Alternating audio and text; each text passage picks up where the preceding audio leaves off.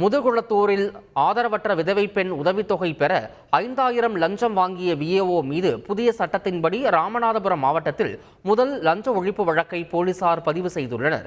ராமநாதபுரம் மாவட்டம் முதுகுளத்தூர் தாலுகா சிறுமணி ஏந்தல் கிராமத்தைச் சேர்ந்த பாண்டித்துரை ஆதரவற்ற விதவை பெண் உதவித்தொகை பெற விண்ணப்பித்தார். இது தொடர்பாக நல்லூர் குரூப் கிராம நிர்வாக அலுவலர் பூமிச்சந்திரனை அணுகிய போது 6000 ரூபாய் லஞ்சம் கேட்டதாக கூறப்படுகிறது.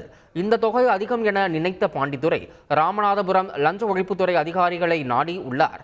அவர்கள் யோசனையின்படி ரசாயனம் தடவிய 5000 ரூபாய் நோட்டுகளை பூமிச்சந்திரனிடம் பாண்டித்துரை அளித்தபோது மாறு வேடத்தில் மறைந்து நின்று கண்காணித்த அதிகாரிகள் லஞ்சம் பெற்ற விஏஓ பூமிச்சந்திரனை கையும் களவுமாக கைது செய்து விசாரித்து வருகின்றனர்.